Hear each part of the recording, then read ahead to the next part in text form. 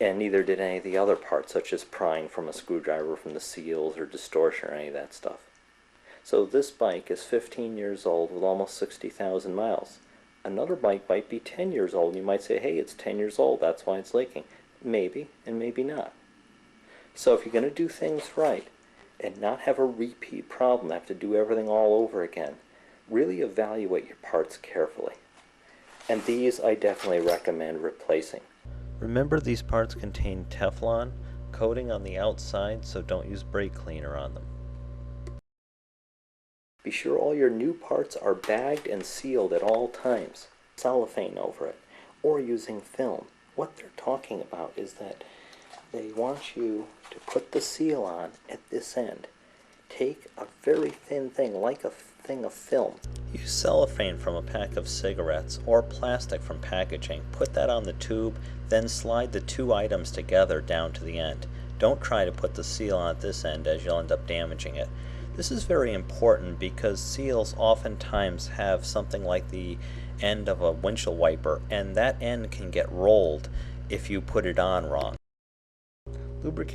Clean the tube, lubricate it with fork oil, but remember, it'll attract dust, so keep it bagged when it's not in use. It is critical to put it on correctly. This is the open end. See the slot here? And it's going to go down into the metal part of the fork leg. Also, if you asked, why not put the seals into the fork leg first? The answer is you'd have to take this and force that over, take the tube and force it down into the seal, and you might distort it. And save this old seal and use it to drive the new one on. Hand-drawn diagrams are an excellent way to show how parts are assembled. This diagram came from internetbmwriders.org KTech. Basically assembled. Obviously you're not going to put this clip here. I'm just showing where it goes. It's going to lock this seal in. I applied a tiny bit of grease inside here. This seal, designed to wipe oil even though it's old, when it goes over it, the tube's basically dry. So it needs to be lubed a second time for the dust seal. Part's all clean and lubed. It's going to go in like this. And this is where this little piston fits per ring on the piston as you begin to put it in.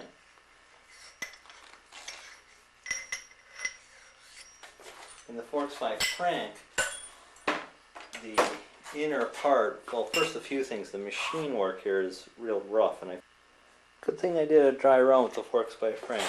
Couldn't get the Allen star at the bottom. Look what I found. Drops down like that. The little cup, which is going to attach like the spring and smaller washer, well, that'll go in later. Once we have this together, we're going to take the big spring, put it in, put our washer in, put our spacer in. The sliding issue and the dangers to the seal. You see these pits? Now I had sanded these down and they're not too bad. Some motorcycle forks have a hex bolt at the bottom of the fork tubes. That requires a special tool, which I make using threaded rod and a coupling nut to access it. The shallow forks don't need this tool. Now you're going to put that little cup in the bottom. Make sure it's facing up like a coffee cup and it's right in the center in the groove. The cup is centered in the groove exactly where it should be.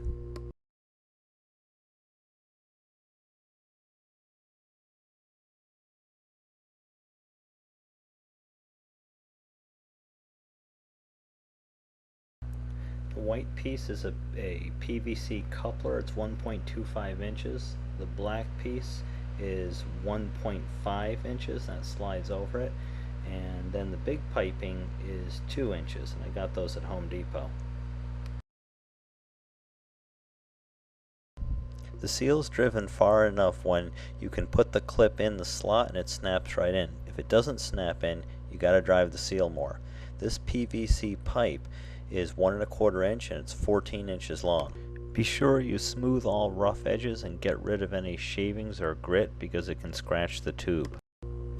This is a view of the clip of the second fork, which has not yet been disturbed. Consider picking up an extra clip in case you bend it. We're working now with the second fork tube where I improved my technique. Basically, you're going to toss your damper rod in, you're going to put the cup in, make sure the cup is straight up and down. They want you to put just this in, like this. Drop that in, upside down. And tighten that up. Now this can't come out. Take this thing, what they call the stanchion bush, put it on there, and then they want you to drive that into place. Drove it in, and what I noticed is when it finally bottoms out, the spring will begin to bounce up and down, a little short spring that's on the damper rod. Until then, you'll pound, it'll move, but once it bottoms out, it's just solid, like you're just hitting directly against the cement. You don't need to go crazy, just bang, bang, bang, you know, and it goes right in. Okay, notice it now sits almost flush with the shoulder. There's a slight edge there, and I think part of that is for the seal to sit. Time for our washer. Smooth side down, or flat side up if you want to think of it hard, versus a rubber seal. Like that. Time to put the all-important brand new seal on for real. This side's going to go down. Remember, it's spring side up. See that metal spring? I would use this instead because it's wider, and what I have is I have this set so that it's close, as close to the edge without hitting the outer tube. You really want to drive on the outer edge.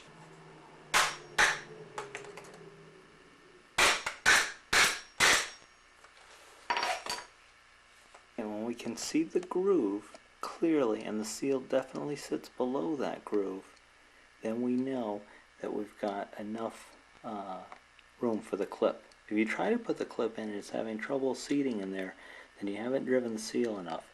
Now what was different than the practice runs, the new seal was a lot stiffer, especially that final part to get below the clip.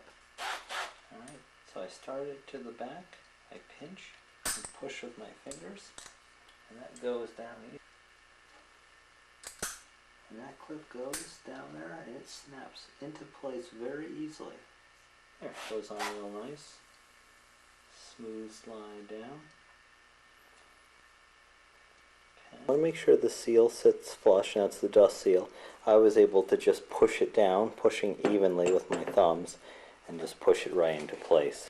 I got this piece of coupler for PVC pipe that joins 1-inch pipe, and I used my Dremel and I knocked out the inner piece, and that's because I don't really have a way to cut things squarely. I push the piece through like that, and then I use the Dremel to level it off so that it's basically square at each end. 7/8 of an inch, almost an inch shorter.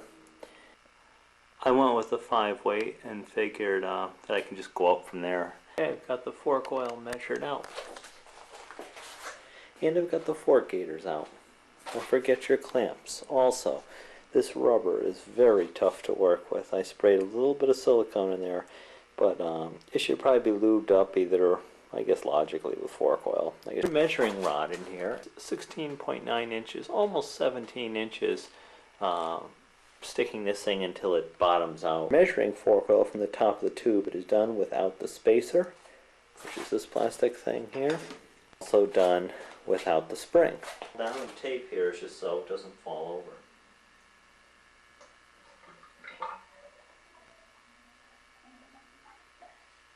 Okay, there's a big difference in the way this moves now. Now the all-important alignment test.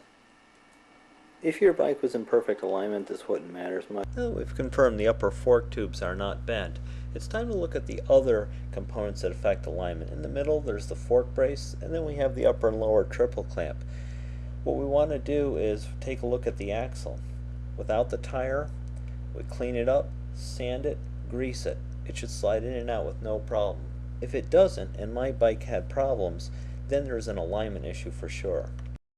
Just buy an 8x10 picture frame. Take the glass out. What happens is you hear a noise. And here. But no noise here in this corner or this corner. That shows us that this is twisted this way.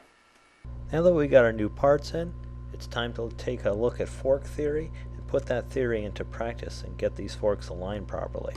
Once the triple clamps are all lined up,